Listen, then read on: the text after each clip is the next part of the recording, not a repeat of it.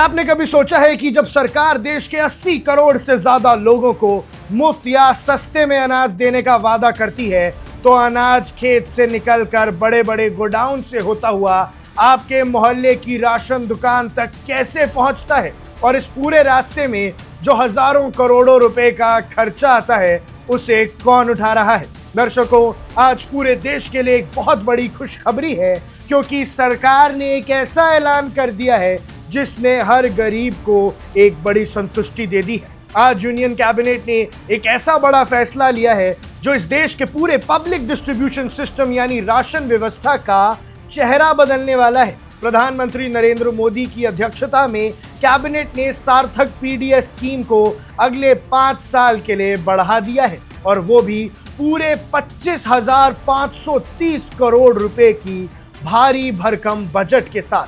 लेकिन ये सार्थक पीडीएस आखिर है क्या, और इस 25,000 करोड़ से ज्यादा के बजट से आम जनता को क्या फायदा होगा, और इस कानून के पीछे सरकार का असली मकसद क्या है। इस वीडियो में हम इस मेगा स्कीम के एक एक पॉइंट को, इसके फायदों को और इसके पीछे की पूरी कहानी को बहुत ही सरल भाषा में समझेंगे।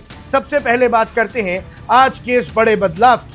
वेडनेसडे को यूनियन मिनिस्टर अश्विनी वैष्णव ने मीडिया को ब्रीफ करते हुए बताया कि cabinet committee on economic affairs ने इस स्कीम को अगले 5 साल के लिए यानी 1 अप्रैल 2026 से लेकर अगले 5 सालों के लिए एक्सटेंड कर दिया है। ये पीरियड हमारे देश के 16th फाइनेंस कमीशन की साइकिल के साथ चलेगा। सरकार ने इस बार इसका नाम दिया है सार्थक पीडीएस। इसका पूरा मतलब अगर आप समझेंगे तो आपको स्कीम का मकसद समझ आ जाएगा। सार्थक का मतलब scheme for assistance in ration transport and handling income with automation in PDS. ये एक तरह की अम्ब्रेला स्कीम है जिसमें पुरानी 2-3 बड़ी योजनाओं को आपस में मिला दिया गया है, ताकि देश की राशन व्यवस्था को ज्यादा सटीक और मजबूत बनाया जा सके और 80 करोड़ लोगों तक मुफ्त अनाज पहुंच सके। अब आइए इसके सबसे इंपॉर्टेंट हिस्से को समझते हैं कि ये कानून काम कैसे करेगा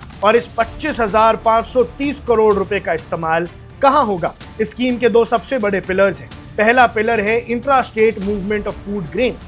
देखिए, जब फूड कॉर्पोरेशन ऑफ इंडिया किसी स्टेट के मेन डिपो तक अनाज पहुंचाती है तो वहां से स्टेट के अंदर अलग अलग जिलों, कस्बों और आखिर में फेयर प्राइस शॉप्स यानी आपकी मोहल्ले की राशन दुकान तक अनाज पहुंचने का खर्च बहुत ज्यादा होता है।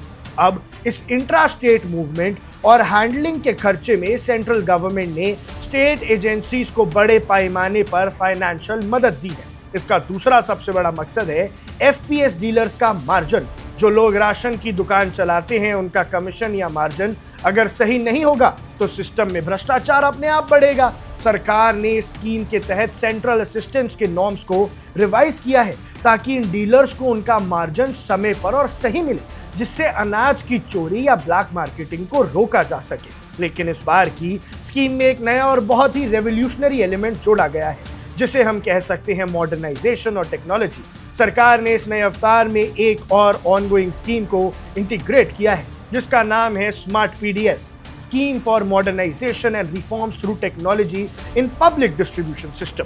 इसका सीधा मतलब ये है कि अब आपका राशन कार्ड और राशन दुकानें सिर्फ एक फिजिकल रजिस्टर पर निर्भर नहीं रहेंगे। इसमें पूरी तरह से ऑटोमेशन लाया जा रहा है, सप्लाई चेन को डिजिटलाइज किया जाएगा, बायोमेट्रिक वेरिफिकेशन को और मजबूत बनाया जाएगा और हर एक किलो अनाज की ट्रैकिंग होगी। इसका सबसे बड़ा फायदा यह होगा कि जो घोस्ट बेनिफिशियरीज हैं, यानी जो फेक या नकली राशन कार्ड बनाकर लोग मुफ्त का अनाज उठा लेते हैं, उन्हें सिस्टम से पूरी तरह बाहर कर दिया जाएगा। यानी डिजिटल टेक्नोलॉजी के जरिए ट्रांसपेरेंसी को एक अलग लेवल पर ले जाया जा रहा है। प्रधानमंत्री गरीब कल्याण अन्न योजना का बहुत बड़ा इम्पैक्ट है।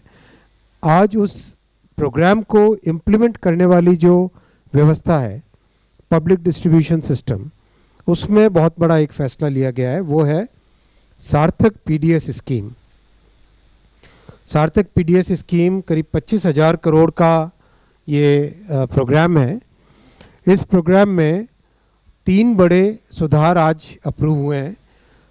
सबसे पहला, जो राज्य सरकारों के एजेंसीज राज्य में एक जो एफसीआई का बड़ा गोडाउन होता है, वहाँ से डिफरेंट डिस्ट्रिक्ट्स में, डिविजन्स में फेयर प्राइस शॉप तक पहुंचाने का जो कॉस्ट होती है वो कॉस्ट बियर करने में दिक्कत आ रही थी राज्य सरकारों की, और उसके कारण एक जेन्युइन प्रॉब्लम सब जगह थी। उस प्रॉब्लम को सॉल्व करने के लिए भारत सरकार ने फैसला लिया है कि उस कॉस्ट को सपोर्ट करेंगे इस प्रोग्राम के तहत। दूसरा, जो फेयर प्राइस शॉप्स हैं, उन फेयर प्राइस शॉप्स में जो डीलर्स का रिम्यूनरेशन रखा गया था, एक लंबे टाइम से वो स्टैटिक था, उसको बढ़ाने की ज़रूरत थी, क्योंकि सब जगह से फील्ड से डिमांड आ रही थी कि फेयर प्राइस शॉप वालों को थोड़ा अधिक रिम्यूनरेशन मिलना चाहिए। तो वो भी इसमें आज फैसला लिया गया। और तीसरा फैसला लिया गया, टेक्नोलॉजी का यूज़ करके पब्लिक डिस्ट्रीब्यूशन सिस्टम को हम कैसे मॉडर्नाइज कर सकते हैं, वो फैसला इसमें लिया गया। तो ये 3 एलिमेंट्स को लेके सार्थक पीडीएस की व्यवस्था आज अप्रूव हुई है। 25,530 करोड़ रुपए का इसका एलोकेशन है, 5 साल का टाइम फ्रेम है पूरी स्कीम का। अब बात करते हैं उन लोगों की जिनके लिए ये सब किया जा रहा है। इस स्कीम का डायरेक्ट असर देश के 81 करोड़ लोगों पर पड़ने वाला है। ये वो आबादी है जो नेशनल फूड सिक्योरिटी एक्ट 2013 के तहत सस्ता या मुफ्त अनाज के दायरे में आते हैं। सरकार का कहना है कि जब तक ट्रांसपोर्ट सिस्टम रोबस्ट नहीं होगा और टेक्नोलॉजी ट्रांसपेरेंट नहीं होगी, तब तक इतनी बड़ी आबादी तक सही समय पर क्वालिटी और अच्छा अनाज पहुंचाना नामुमकिन है। इस 25,530 करोड़ रुपए का आउटले से ये पक्का किया जाएगा कि देश के सभी स्टेट्स और यूनियन टेरिटरीज में बिना किसी रुकावट के राशन की सप्लाई बरकरार रहे, चाहे वो नॉर्थ ईस्ट के दूर दराज के पहाड़ी इलाके हों या झारखंड उड़ीसा के ट्राइबल गांव। हर जगह अनाज बराबर वक्त पर पहुंचेगा।